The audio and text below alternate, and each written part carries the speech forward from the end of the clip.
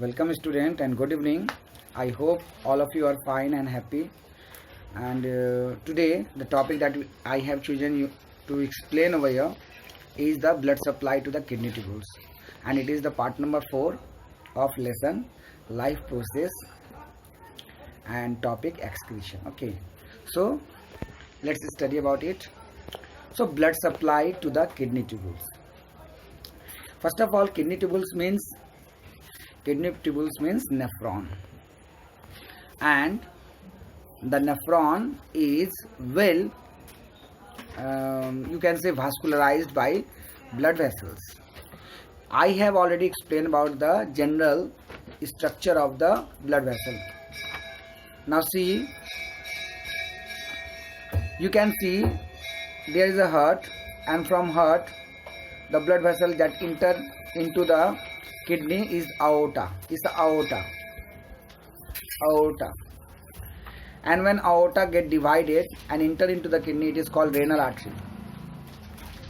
When renal artery enter into the kidney, it divides and redivides and redivides and redivides to form the renal arterioles.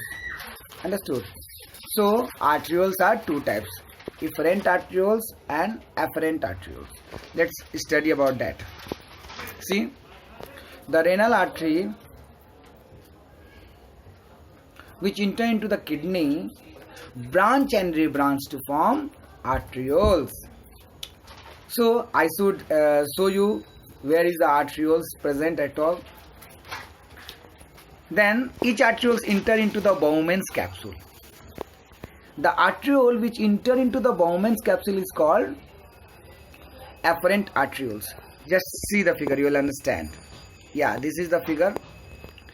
It is the Bowman's capsule, and this Bowman's capsule receive arterioles. See, it is the arteriole. So when the artery enter into the kidney, it branch and rebranch to form arterioles, and each arterioles enter into the Bowman's capsule of nephron. Yes, Bowman's capsule of nephron. So when it enter into the Bowman's capsule, this arteriole makes a capillary, a network, and this network is called glomerulus. What is it called? Glomerulus. Again, just I am showing you. This afferent arterioles entered into the Bowman's capsule, and it divides so many times and again reunite to form the efferent arterioles. So afferent arterioles enter into the Bowman's capsule, and efferent arterioles comes out of the Bowman's capsule, and at the same time the efferent arteriole makes a network of blood capillary inside the Bowman's capsule, and this blood capillary is called glomerulus. Think what will happen when the blood enter through this afferent arteriole. This blood contains a lots of what? A lots of excretory substances. When it enter into the glomerulus, the network act like a sieve and filter out all the liquid part of the blood, and only a small amount of some solid part of the blood goes through efferent arteriole. Once again I am repeating you so that you understand it. When the blood containing a lots of excretory substances like urea, uric acid, and water, minerals, and lots of things, when it enter into efferent arteriole, it goes through this network of the blood and filtered out. See, filtered out. All the liquid part of the blood is get filtered by glomerulus. Glomerulus filter out all the liquid part of the blood. Means plasma along with lots of water, mineral, dissolve, you can say, glucose, proteins and all, filter out and goes into the PCT, means proximal convoluted tubule. You have to learn all the structure very well, otherwise you will not understand how it happens. And only certain solid substances enter or goes out through efferent arterioles. And what are the solid substances? The solid substances mainly contain RBC, WBC and certain protein. So all the part of the blood has been filtered out through glomerulus. So this is the network of the blood that can be seen in the Bowman's capsule. Understood? Let's study. So each arterioles enter into the Bowman's capsule called efferent arteriole. The efferent arteriole again branch and rebranch to form knot-like structure. That is called glomerulus. That is called glomerulus. I think I have already explained about it. You will study in detail in the next class about the glomerulus. Only a very little part have I been written over here. Glomerulus help in ultrafiltration of the blood. Means filtration of the blood with a great pressure. Filtration of the blood with a great pressure. That is called ultrafiltration. So glomerulus help in ultrafiltration of the blood.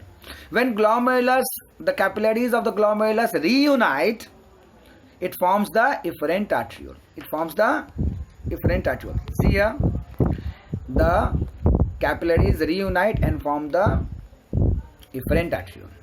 So these are the main three blood vessels that are entering and comes out of the glomerulus. Bowman's capsule. But when this efferent arteriole goes, it again rebranch and make a network-like structure around the nephron. These efferent arteriole branched and rebranched to form a network-like structure around the PCT, Lupus and DCT. And this is called secondary capillary, or you can say vasa recta. Secondary capillary or vasa recta. So how many blood vessels have you seen over here? You have seen efferent arteriole, and the efferent arteriole again goes and divide into blood vessels or blood capillaries, and this blood capillary is called secondary capillaries. Let's study. The efferent arteriole again branch and rebranch to form secondary capillary or vasa recta, which surrounds the renal tubule and help in reabsorption. So what is reabsorption? What is vasa recta or what is secondary capillary? See here in the figure. It is the efferent arteriole. It is the afferent arteriole. It is the efferent arteriole. And this efferent arteriole again branched and rebranched to form the capillary. And this capillary is called secondary capillary or vasa recta. And what is the main function? Its main function is to absorb. I have already explained you that when glomerulus filter out, the glomerulus filter a lots of good things, or you can say essential substances, or that substances that should not be thrown out as urine. Like I already told you, a lots of mineral, a lots of water, plasma, dissolved glucose, dissolved protein is enter into this tube. So these are the important thing, and these substances should be reabsorbed. And you know that the efferent arteriole receive only the solid particles, that is RBC, WBC and certain protein. So it make a network to absorb all the essential important substances from the tubes or renal tubes. See, wherever these blood vessels touching the PCT, DCT and Lupus family, its main function to reabsorb all the essential ingredients like protein, like glucose, like certain amount of minerals, lots of water, and all things are reabsorbed because these are not necessary to be excreted out through the body because it is essential for the body, isn't it? I think you are understanding. Next, what will happen? The secondary capillaries. The secondary capillary, see the secondary capillary, this is the end of the secondary capillary. The secondary capillary again unite and reunite to form the renal vein. And the renal vein goes and opens directly into the vena cava. Understand? So, our today's class is totally based on the blood vessels that are mainly found or attached with the each renal tubule of the kidney. So the secondary capillary again reunite to form the renal vein, and when move out of the kidney, it opens into the vena cava. So it is the end.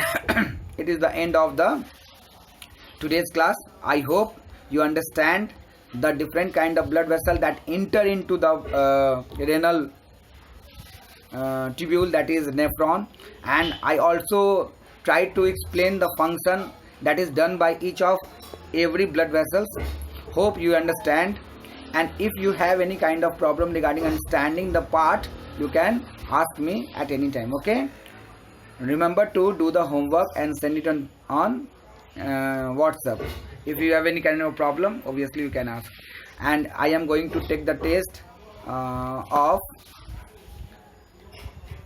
next lesson, that is, you can say this, after the end of the chapter. Okay, bye bye. So be prepared yourself.